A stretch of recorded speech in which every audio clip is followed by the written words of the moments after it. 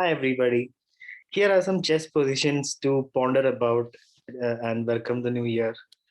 The questions are a bit advanced, so this is for students who are above, who are intermediate or upwards. So, this is the first position. You can take some time to think about it. I'll give you some time, 5 seconds. If you cannot find it, you can pause and take more time to find the answer. So here goes. It is black to play and win.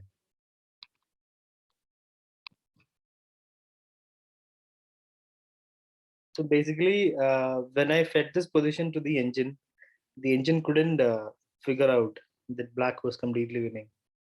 So it takes some time. Only after going to the particular move, it's possible for the engine to find it. So did you find it? Most of you would have considered rook into b2, but what is the continuation after that? Rook into b2, knight into b2, c3. There is a move that white can play there. White can play rook takes bishop, pawn takes back, and then knight d3, and the knight can go to c1 basically. So how exactly is black winning in that position? There is a key move that really stunned the chess world. This was a position that happened in the game between Aguado and Esteban in 1993 in Madrid, Spain. The move was rook into b2, knight into b2, c3. So black is trying to promote the pawn. Knight d3 would fall to c4 basically. Sorry, knight d3. Yeah, c4 would be a check. So that is a problem for white.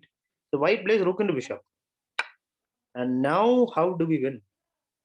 If you found this key move, then you have done this position well. The move here that wins, the stunning move is just c4.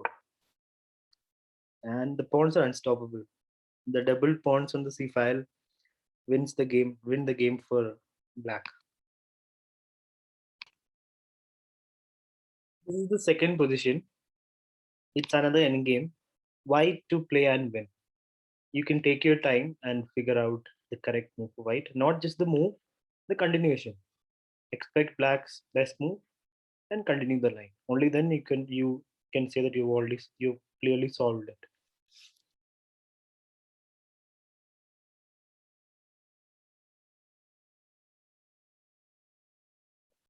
Okay. So again, if you need more time, you can pause the video. You'll definitely need more time. It's not an easy position. It's a very interesting position.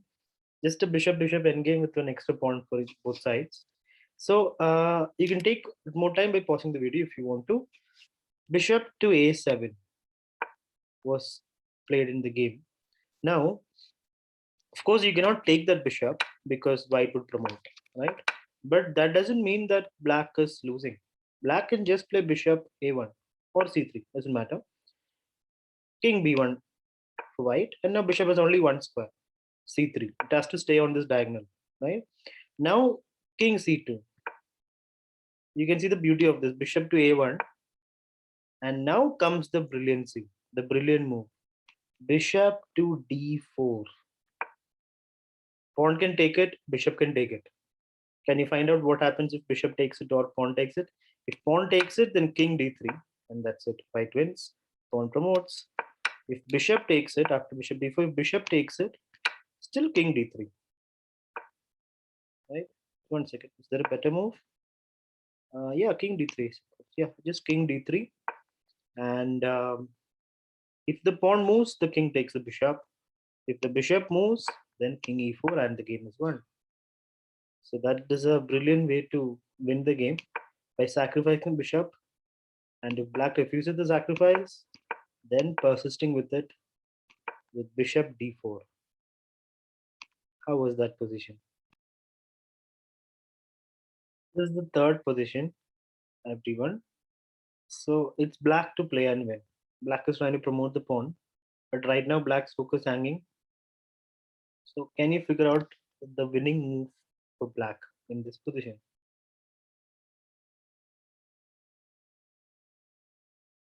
It's a very difficult move to find. Okay, again, you can take your time if you want, if you can pause the video if you want to. So basically, here, if you just push the pawn, then f takes e5, you can take with the king, but After king takes, rook will take the rook. So that won't work. You're going to take up the rook. But now rook a4. And it's an equal position. So that is not the move. The move was king g7. Just offering him the free rook. If white takes it, then the black pawn promotes. The king is not close to the pawn enough. And white rook is not able to clear out the space in time. Black promotes. So even if white makes another move, like for example, if he plays h5, then black just pushes, persisting with the sacrifice, and still white is not able to do anything. If white takes, then the rook hangs, right? And again, if white takes the rook with the king, then the pawn moves. So that is how black was able to win that game. This is the fourth position. So this is a very famous position. Lasker played Marshall played a legendary move here to win. There are many ways for black to win, of course, but there's only one move that really stands out: the brilliancy. So here you can see that the rook's hanging and the queen's hanging, right? So you can try to figure out the winning move that Marshall played in this position. Okay, so the move played was queen to g3, putting the queen on pre from three captures while the rook was already being attacked. So you can see the point. The point is queen h2 is checkmate, right? And if white takes with this pawn, let's see, then knight e2 is mate. And if white takes with the queen, then let's see, knight e2. Wait a minute. Yeah, knight e2, and after king moves, you can just take the queen. It's going to be checkmate. I'm almost checkmate. If pawn takes pawn, then takes rook checkmate. If king moves again, then let's see what is the best move. We can just take the rook, is it? Yeah, just pick up the rook. Let's see if there's something better. No, we are upper piece in that position, right? That's what happens if queen takes the queen. And if the f pawn takes it, then first knight e2, and then rook takes rook. It's checkmate. So once again, have a look at the bravery or the chivalry of Marshall.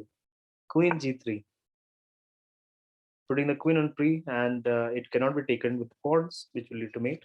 And if you take the queen, you'll be a piece down. This is the last position, the fifth position. This was a game played by Shiro. Shiro was known for his attacking brilliance. This is another endgame. Black to play and win. Uh, Basically, if black is able to get his king to e4 or d3, then the two pawns will win the game for black. So Shiro found a beautiful way to convert this position. It's two extra pawns, but it's opposite card of bishop, so it's not going to be easy, right? But with this move, it becomes easy. Can you figure it out?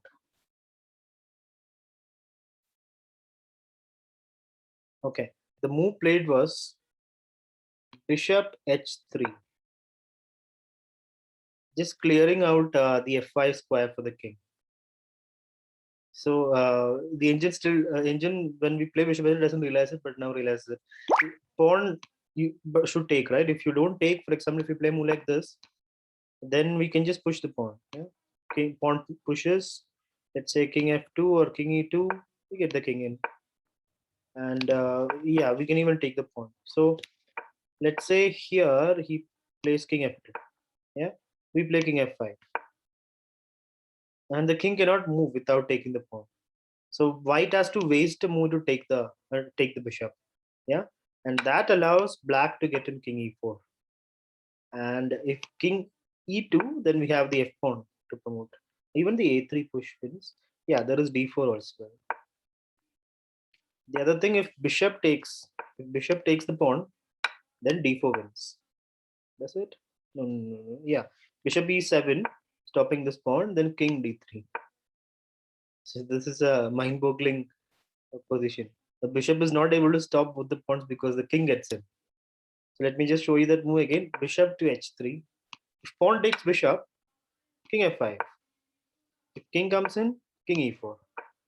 If king moves, then we still have d4. or a3, everything wins. And if white takes the pawn, then we still have d4. And d4, after bishop e7, we have king d3, and that's it. Hope you enjoyed solving the puzzles. Yeah, so let's welcome the new year with some nice games and puzzles.